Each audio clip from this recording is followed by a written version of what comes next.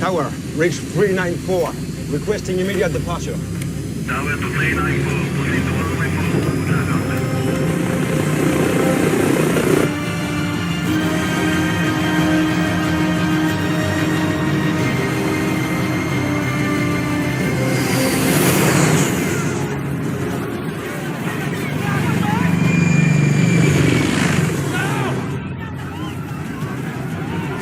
Open the door!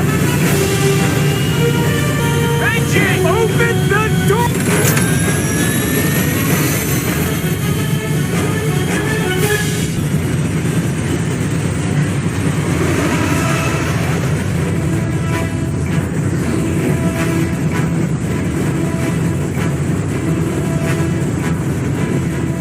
As soon as we leave our compound, it's clear who is now in charge.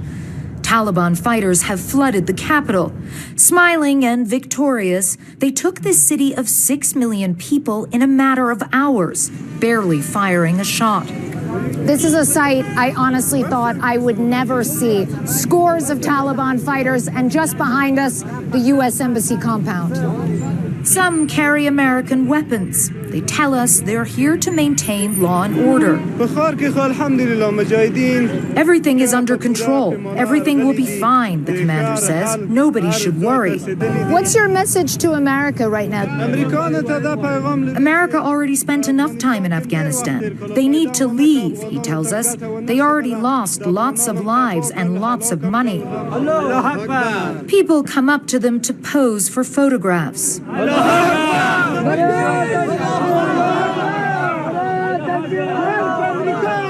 They're just chanting death to America, but they seem friendly at the same time. It's utterly bizarre. At the presidential palace, the Taliban are now guarding the gate. They say they're here to fill the vacuum left when the government fled. But the welcoming spirit only extends so far, and my presence soon creates tension. It's because of you. They've just told me to stand to the side because I'm a woman. Outside, ordinary Afghans clamor to talk to us, struggling to process the dizzying speed of Kabul's fall. Actually, I feel nothing right now. We want peace. We are tired of this ongoing war. What does the future look like to you now? You know, I cannot predict even in seconds right now, and I can't predict even minutes right now. So that's why I don't know what will happen tomorrow and what will happen after. And that's really what it feels like on the ground. Honestly, John and Brianna, it's anyone's guess as to what the situation on the ground will look like in 2 hours, let alone 2 days, 2 months. And that profound sense of anxiety, I think you may not see it on the streets, but it's the people who aren't on the streets today that in some ways are the real story. The people that are hiding in their homes, who are petrified to go out, who are worried about being targeted, who fear for their lives, who are too scared to tell their stories, but their stories must be told because in this moment, their fear and their desperation is so real, as we saw with those extraordinary images coming from the airport that I don't think any of us will be able to forget anytime soon, John and Brianna. Of course, to talk more about that, who is on the streets and who isn't, and what happens if someone does want to try to go to the airport at this point and get out? So mainly on the street, I would say it's Taliban, and it's hard to show you, but they're literally everywhere. They're over there, they're over there, they're over there, they're everywhere. And that's how they're able to implement force, implement security, because people are so scared of them. No one is going to fight the Taliban. Then you also have some men on the streets. You have some kids. I have seen a few women, but I will say I have seen far fewer women than I would ordinarily see walking down the streets of Kabul. And the women that you do see walking down the streets of Kabul tend to be dressed more conservatively than they were when they were walking down the streets of Kabul yesterday. I've seen more burqas today than I had seen in a while. Obviously, I am dressed in a very different way to how I would normally dress to walk down the streets of Kabul. So there's a lot of children as well. I think they're more curious than anything else. And you know, it's important to remember as well, the Taliban does have, to many people, this bizarre sort of mystique, John. People are intrigued by them. Some people here genuinely see them as heroes. And so it's a very odd cocktail that you find on the streets of Kabul, with so many people hiding and other people peeking out to see what comes next, and nobody really knowing what on earth to expect.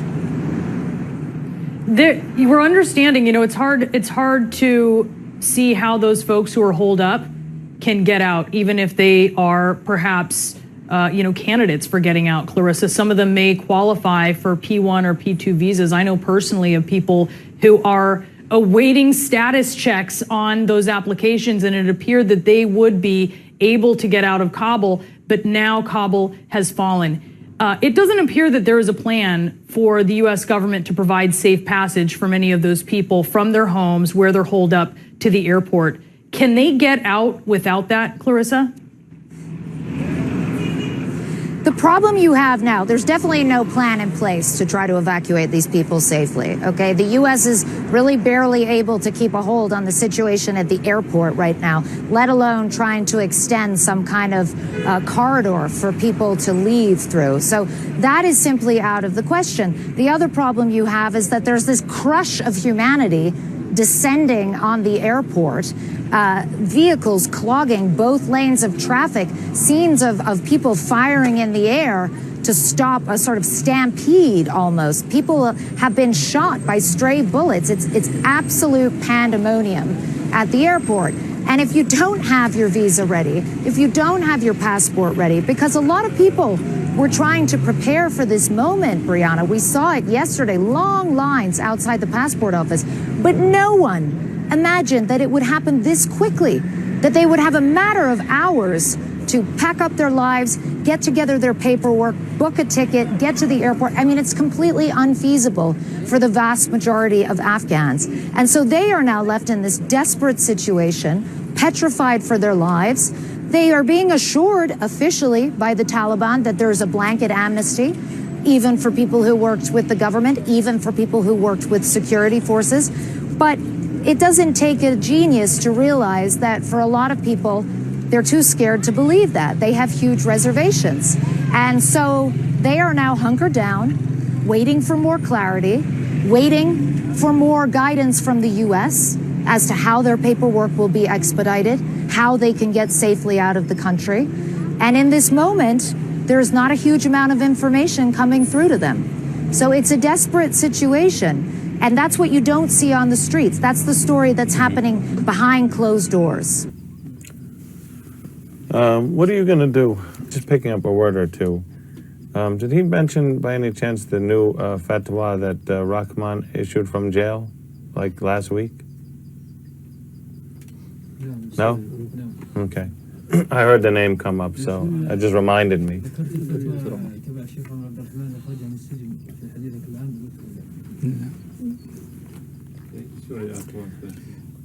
I was wondering if you could tell me the story of the gun behind you and how you got it. It's kind of a legend in many ways, that during the Afghan war, you got it in hand-to-hand combat with Russians who were on a 3-day assault of a camp.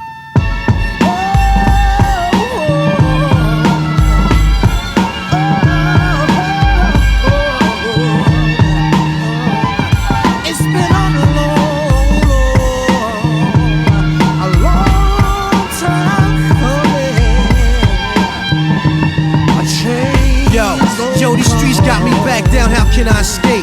How can I survive without bubble and weight? It's prepared for the standoff once you hand off that white rock and then give birth to a knot. Your biggest dream was to rock your 850 and beam. You and the guards by a crib in the white part of Queens, but at the same time, niggas on the block is ill. Some will rock you to sleep hot for selling crushed pills. Being watched all day like enemies pray. Faces you never seen before is in your hallway. Brothers you knew for years, just mad pussy and scared. Back in the days, UFOs couldn't walk up in here. It's time to motor, travel like a foul odor. Clear my head, stay sober, the soul controller. It's been a long time coming. A change gon' come. Oh yes it will. Said I'm too tired of living, but I'm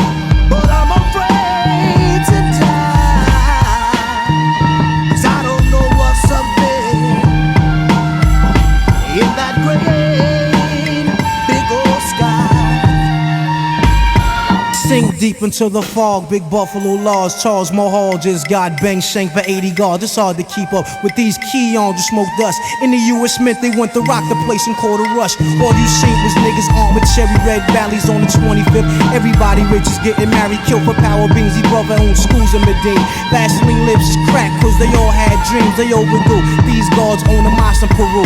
Tropical trees and weeds where they grew bamboo. Olympic minds quick, flash like a Nikon. 100 years short to own Nissan. Watch them get they feast on. Royal blue lies inside the eyes of heaven. Curse the head who speak foul and jinx number 7.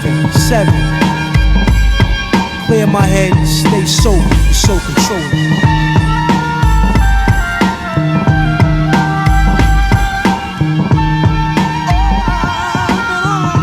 Stay sober, so controlling.